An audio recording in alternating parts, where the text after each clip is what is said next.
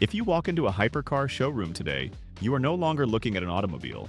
You are observing a classified aerospace engineering project. Vehicles like the Bugatti Chiron and the Koenigsegg Jesko routinely produce 1,500 horsepower, require specialized rubber tires scanned for microscopic internal imperfections, and demand retail purchase prices easily exceeding $3 million. The modern supercar has successfully evolved into the ultimate global status symbol, a certified Veblen good traded exclusively inside highly secure private vaults. So, how did the internal combustion automobile mutated from a humble transportation device into a multi-million-dollar rolling bank vault?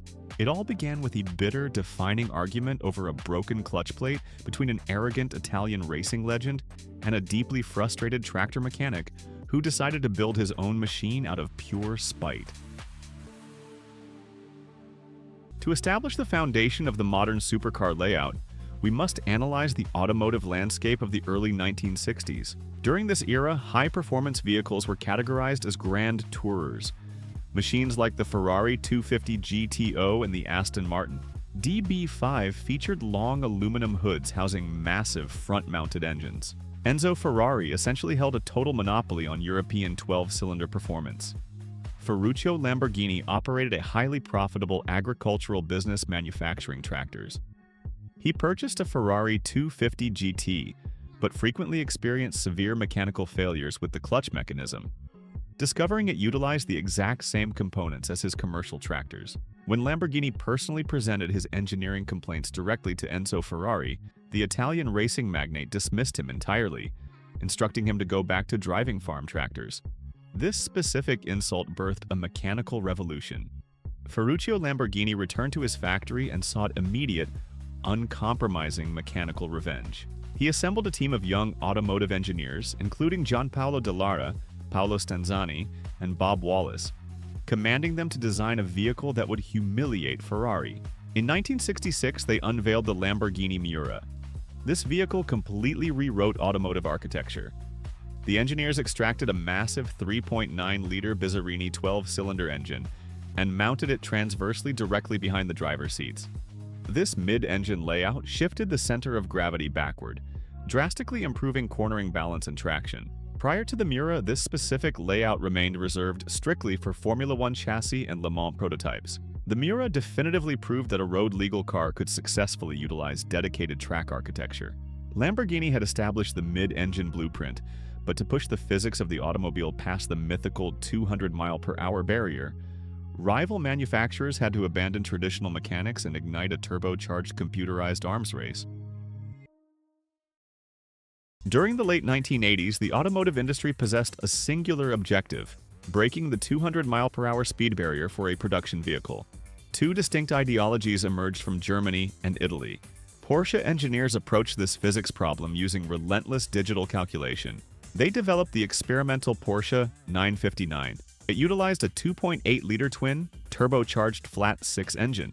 It introduced a computer-controlled all-wheel drive system known as PSK. Engineers mounted hollow-spoke magnesium wheels with tire pressure sensors and installed an active suspension system capable of adjusting ride height based on aerodynamic velocity. The 959 essentially functioned as a rolling computer terminal, laying down the technological blueprint for the 21st century. Conversely, Enzo Ferrari rejected digital interference, preferring raw mechanical feedback. He commissioned his final vehicle, the Ferrari F40, approaching the barrier with the brutality of an axe. The engineers constructed the body panels from woven Kevlar, carbon fiber, and aluminum components glued to a tubular steel space frame. They applied the red paint so thinly that inspectors could physically see the carbon weave underneath, strictly to eliminate the unnecessary weight of excess paint. The cabin contained 0 door handles relying on a simple pull cable, 0 floor carpets to expose the structural adhesive, and 0 audio equipment. It operated as a stripped-down 2,400-pound go-kart, strapped directly to a 471-horsepower twin, turbocharged 8-cylinder engine. This lack of mass allowed the F40 to achieve its objective. While boutique tuning manufacturers like RUF briefly touched the milestone weeks earlier, the F40 officially became the first major global production car to shatter the ceiling, recording a top speed of 201.4 miles per hour in 1987. Porsche and Ferrari proved that forced induction could shatter speed records, but the ultimate pinnacle of 20th century automotive engineering wouldn't come from Italy or Germany.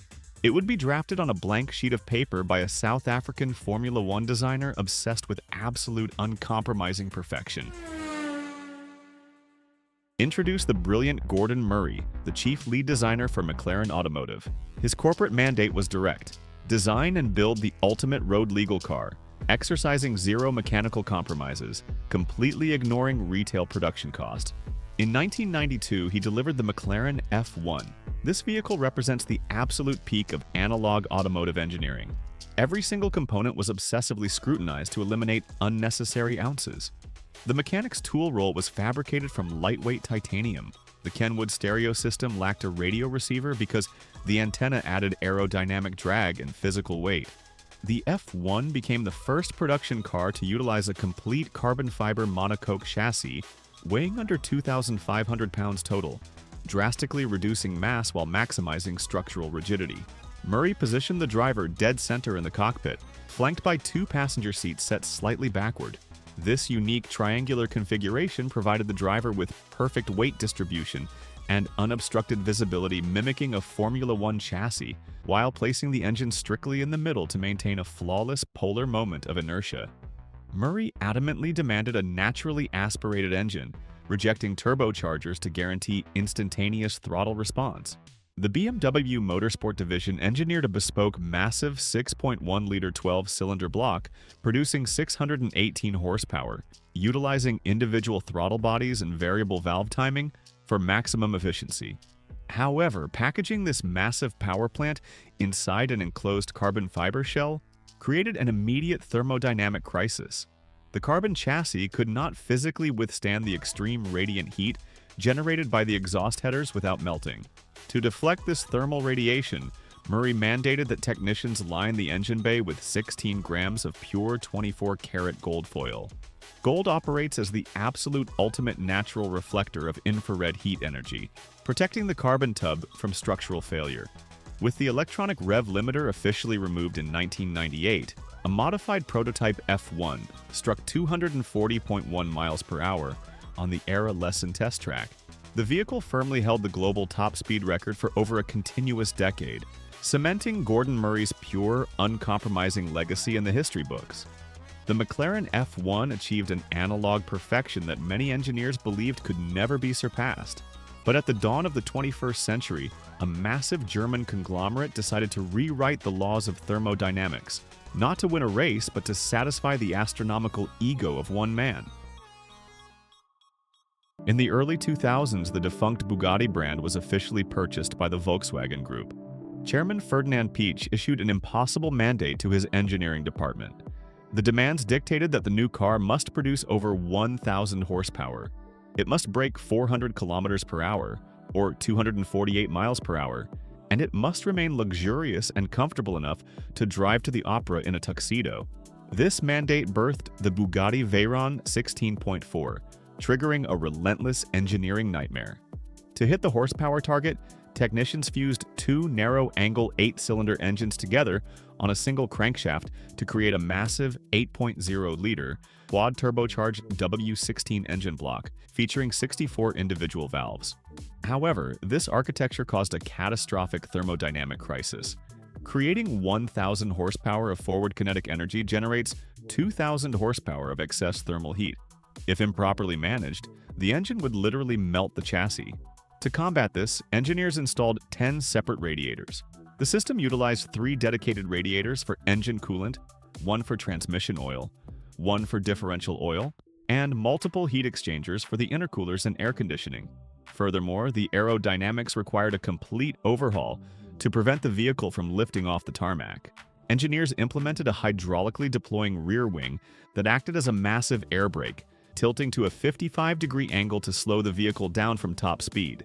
Reaching 250 miles per hour subjected the rubber tires to immense centrifugal force. Standard tires would disintegrate within minutes. Michelin invented a bespoke rubber compound utilizing specialized carbon fiber reinforced belts.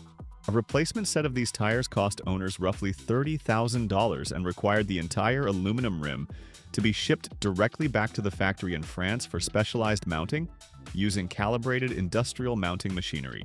The Veyron forced the entire industry to adapt to the 1,000 horsepower standard, completely altering the economic reality of manufacturing. And as the engineering costs skyrocketed into the billions, these machines ceased to be mere vehicles, transforming into a completely different financial asset.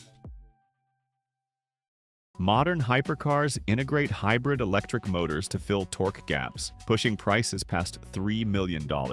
However, vehicles like the McLaren P1, Porsche 918, and LaFerrari are no longer produced to be driven. They are manufactured in hyper-limited numbers to guarantee artificial scarcity, immediately secured in climate-controlled private garages, and traded globally like blue-chip stocks. From a frustrated tractor mechanic in Italy to a multi-billion-dollar aerospace endeavor, the evolution of the supercar remains a breathtaking testament to human obsession. The automotive industry spent 60 years fighting aerodynamics, thermodynamics, and internal combustion limits to build the ultimate driving machines. But in achieving absolute mechanical perfection, they created objects so incredibly valuable and potent that the greatest tragedy of the modern hypercar is that it rarely touches asphalt. Which era of supercar history is your favorite? The raw, dangerous analog cars of the 1980s like the F40, or the modern computerized engineering marvels like the Bugatti Chiron? Let us know in the comments below.